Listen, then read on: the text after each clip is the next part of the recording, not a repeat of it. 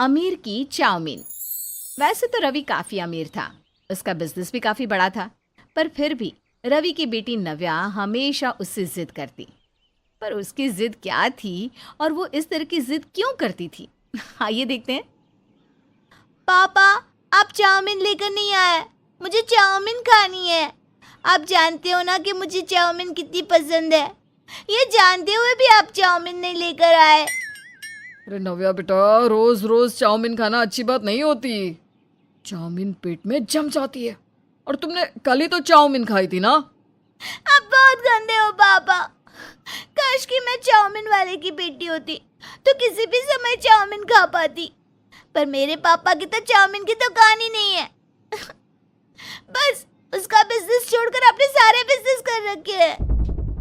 इतना बोलकर नव्या नाराज हो जाती है और तभी नव्या की माँ रीना उसकी मनपसंद पनीर चाउमीन लेकर आती है।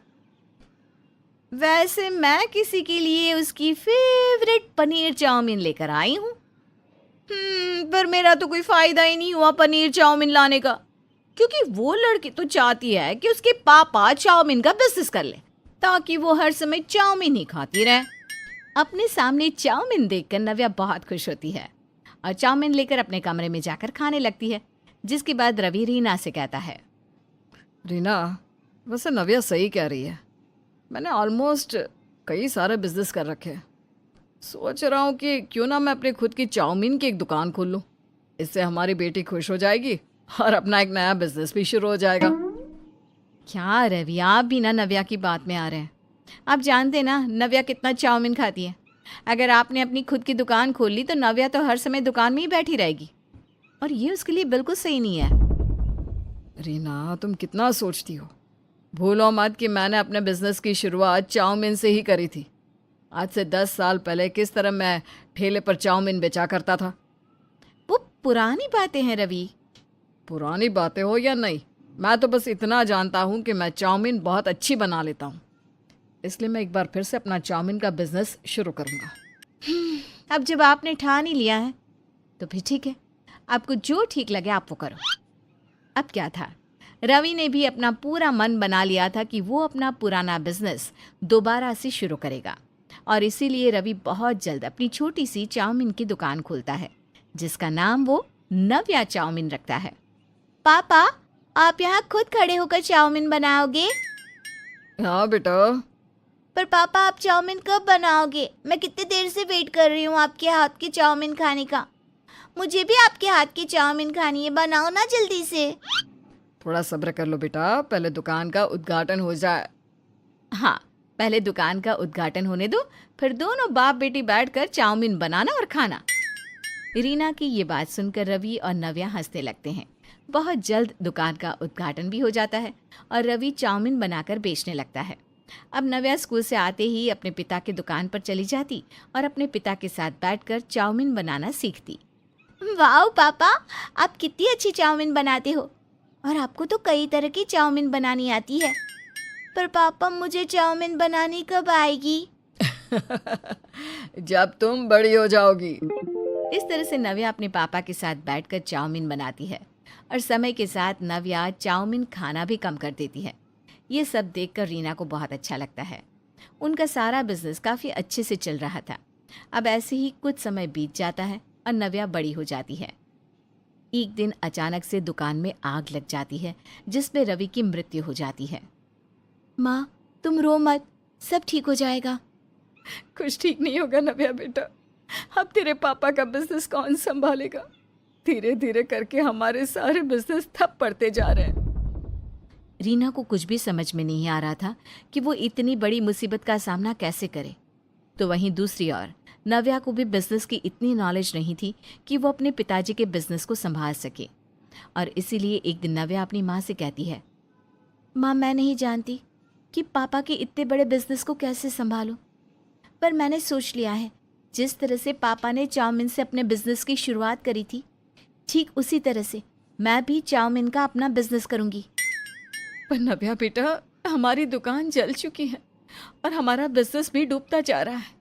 हमारे पास अब इतने पैसे नहीं कि हम इतनी बड़ी दुकान को दोबारा से चालू कर सके।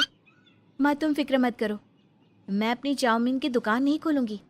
बल्कि मैं एक वैन में चाउमीन बनाऊंगी और अपनी वैन चलाकर गली गली में चाउमीन बेचूंगी। मैंने सोच लिया है, मैं अपनी चाउमीन वैन का नाम अमीर की चाउमीन रखूंगी।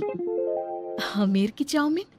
हाँ माँ, क्योंकि पापा सिर्फ पैसों से ही नहीं, दिल से भी अमीर थे। पापा तो खुद चले गए, पर हमारे लिए बहुत कुछ छोड़ कर गए हैं, जिससे मैं अपना खुद का बिजनेस शुरू कर सकती हूँ। अब क्या था, नव्या एक छोटी सी वैन खरीदती है और उसी वैन में अपने चाउमीन का सारा सामान रखती है। नव्या अकेले ही अपनी वैन चलाकर एक जगह से दूसरी जगह जाती और बड़े ही आकर्षक तरीके से वहाँ के लोगों को अपनी चाउमीन बेचती। आ गई आपके मोहल्ले में अमीर की चाउमीन। अब आप लोग भी घर बैठे अमीरों की चाउमीन खा सकते हैं, जो बड़े बड़े रेस्टोरेंट में मिलती है। आइए आइए आइए। बेटा, तुम तो बहुत अच्छा चाउमीन बनाती हो, और उससे भी अच्छी बात यह है कि तुम खुले में चाउमीन नहीं बनाती, कितनी सफाई से बनाती हो। वैसे तुम्हारा चाउमीन बेचने का ये तरीका हम मोहल्ले वालों को बहुत पसंद है। हमारे बच्चे तो तुम्हारे आने का इंतज़ार करते रहते हैं कि कब तुम आओगी और कब वो तुमसे चाउमीन खरीद पाएंगे। वैसे बेटा, कहाँ से सीखी तुमने इतनी अच्छी चाउमीन बनाना? ये मैंने अपने पापा से सीखी है। ये मेरे पापा की स्पेशल रेसिपीज़ में से एक है।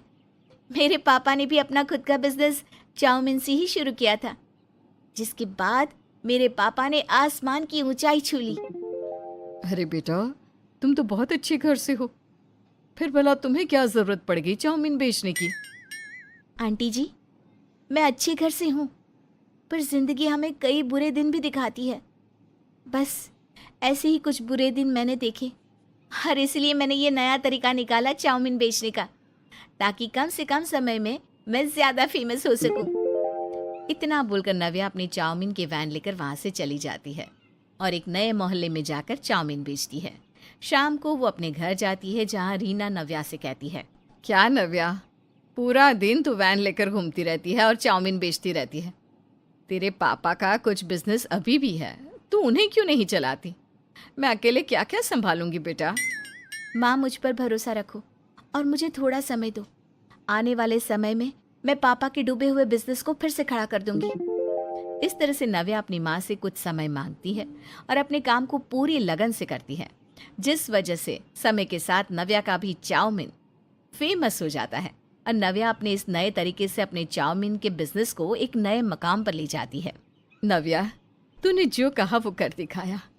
अब वो दिन दूर नहीं जब तू अपने पिता के डूबे हुए हर बिजनेस को पहले की तरह खड़ा कर देगी। अब क्या था, बहुत जल्द नव्या को समझ में आ जाता है कि बिजनेस कैसे किया जाता है, जिसके बाद नव्या अकेले ही अपने पिताजी के डूबे हुए बिजनेस को भी संभाल लेती है और साथ ही साथ अपनी चाउमीन वैन भी चलाती है।